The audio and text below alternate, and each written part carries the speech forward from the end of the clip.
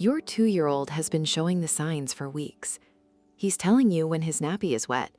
He's interested in the toilet. If you're listening, something at home has shifted. Maybe recently, maybe a long time ago. Welcome, I'm Remy. This is CoParentSpace, the calm space for parents and children living between two homes. What you'll hear is grounded in attachment science and clinical research. It isn't therapy, and it isn't medical or legal advice. If you or your child are struggling, please talk to someone who can help in person. This is a quiet place to think. It doesn't take sides. Here's today's piece. Your 2-year-old has been showing the signs for weeks. He's telling you when his nappy is wet. He's interested in the toilet. He stays dry for 2 hours at a stretch. You're ready to start. You bought the potty, you bought the books, you bought the special undies with the dinosaurs. You haven't started because you don't know what your co-parent is going to do at their place. You started a conversation about it 3 weeks ago, and it didn't really land. So you've been putting him on the potty when he's with you and sending him in nappies when he goes there. 3 months later, he doesn't want to sit on the potty anymore. Today's episode is about how to avoid that or recover from it. The 2-home version of potty training is genuinely harder than the 1-home version. It's also done successfully every day by tens of thousands of families. The variables that make it work are knowable and not many. This episode lays them out. Why 2-home potty training is structurally harder. The child is consistently distressed by the potty, crying, hiding, holding for hours. Constipation develops or worsens. One home cannot hold the protocol despite multiple attempts to align. The child is significantly underslept across both homes. A major change is happening. New sibling, a move, a parental illness. Pausing is not failure. The child's body and brain will be more ready in 6 to 10 weeks than they are now.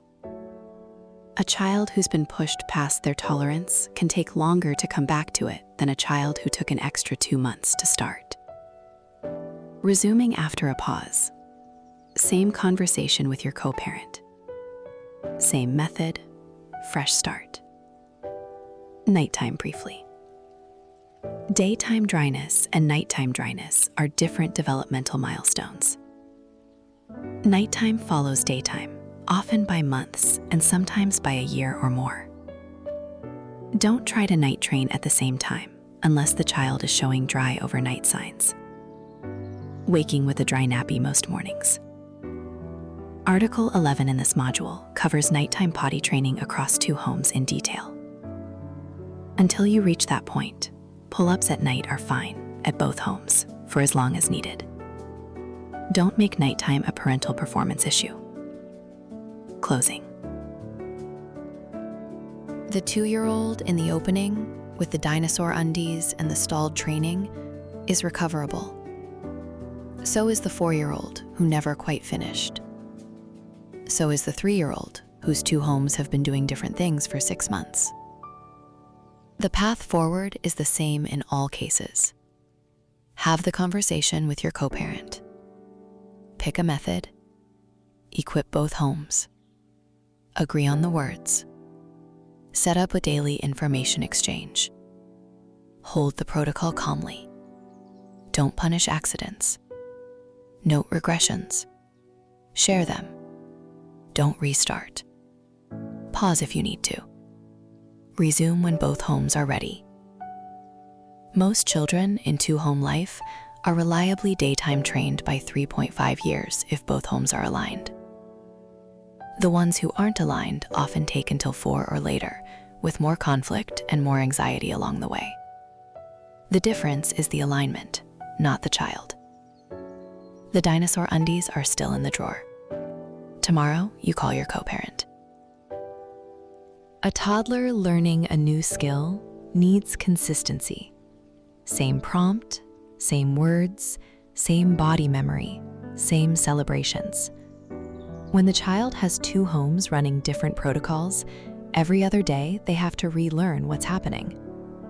The child isn't being difficult. They're being asked to learn the skill twice with contradictory signals. At mama's, I sit on the potty. At daddy's, I wear a nappy. Most toddlers handle this by giving up on both. The training stalls or reverses. The core principle, both homes have to be doing the same thing at the same time with the same words. If you can't get this alignment with your co-parent, potty training will be twice as long and twice as hard and may not work at all in the toddler window. This is the conversation to have first. Everything else in this episode is downstream of it. Readiness signs, briefly. Most children show readiness between 18 months and 3 years, some earlier, some later. The signs that the body is ready: stays dry for 2+ hours during the day. Notices and tells you when nappy is wet or soiled. Shows interest in the toilet, the potty, or in others using them. Can pull trousers up and down. Communicates needs, verbally or by gesture, before the event. Has a roughly predictable bowel pattern. You don't need all 6. 3 or 4 is usually enough. If almost none are present, wait. Children pushed before readiness train slower, not faster. Late starters often train in days, where early starters can take months. 2 home-specific timing: don't start in a week when the child will be at one home for an unusually long stretch. You want both homes to get a turn within the first 3 or 4 days, so the routine establishes across both quickly. If the schedule has a long block, a holiday, a work trip, wait until after. The conversation with your co-parent. This is the load-bearing conversation. Treat it like one. What to bring. The readiness signs you're observing with dates. A proposed start date, ideally 2 weeks out. A proposed method, one of the 3 below, or whatever feels right. A proposed shared vocabulary. A proposed plan for sending information between homes during the training period. A list of what each home will need to have on hand. What to ask for. Their honest assessment of whether they can hold the protocol at their home. Their preferred method, if they have one. Their honest reading of the timing. Sometimes one home is going through something that makes potty training hard right now. Agreement to revisit in 2 weeks if it isn't working. If your co-parent isn't engaged enough to have this conversation, you have a different problem than potty training. And Module 08, Article 01, Tone over Content, is a better starting point. Don't try to potty train alone across 2 homes. It's the child who carries the cost. The conversation, framed warmly. I think he's ready. I'd like us to start together. Can we figure out a plan? Choosing a method. There are 3 common approaches. None of them is right for every family. The method matters less than the alignment. Gradual. Introduce the potty. Have the child sit on it at predictable times. After meals, before bath, on waking. No pressure. Continue with nappies until the child is consistently using the potty by their own initiative. Slow but low stress. Often takes 4 to 12 weeks. Intensive, sometimes called 3-day. Clear the diary for 3 to 5 days. The child is in undies or nothing from the waist down. Frequent prompts. Expect accidents. Many children get the daytime piece in 3 to 7 days using this method. Requires both homes to be on it within the first week. Reward-based. Stickers, small treats, celebration when the child uses the potty. Often combined with one of the above. Some families find rewards accelerate things. Some find they create their own anxiety. Test with your child. Pick one. Both homes use it. Don't switch a weekend because it's slow. A note on what doesn't work: pressure. Pushing a child onto a potty makes them resist longer. Shaming an accident makes the next accident more likely. The training works because the child wants to. Your job is to make it easy and rewarding for them to want to, not to make it hard for them not to. What each home needs to have: equipment, identical or near identical at both homes. A potty, ideally the same model. A step stool. And a child-sized toilet seat for the main toilet. Plenty of pairs of underwear. More than you think. 15 at each home is not too many in week 1. Easy to pull up trousers or skirts. No buttons. No zips. No overalls. Wipes within the child's reach. A waterproof mattress protector. A change of clothes accessible at all times.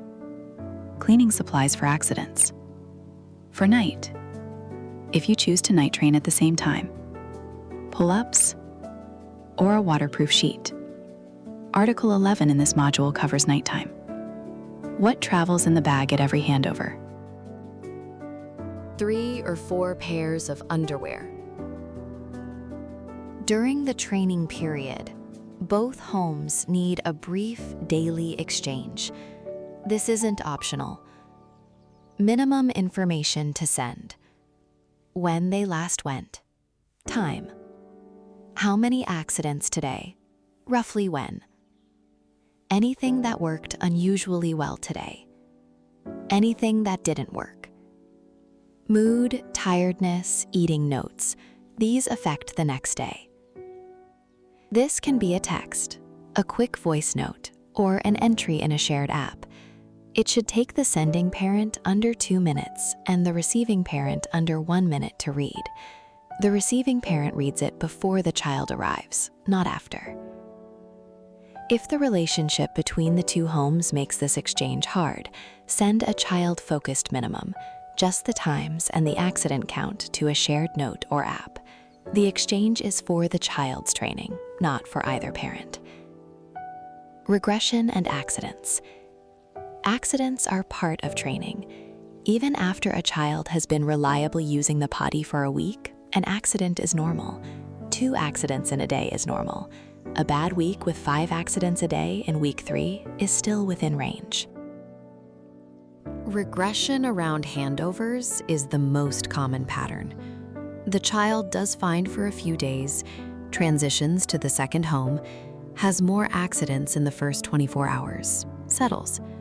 This is normal. It usually fades over 4 to 6 weeks. What to do during regression? Don't punish. Don't shame. Don't restart the method. Hold the protocol calmly. Note the pattern.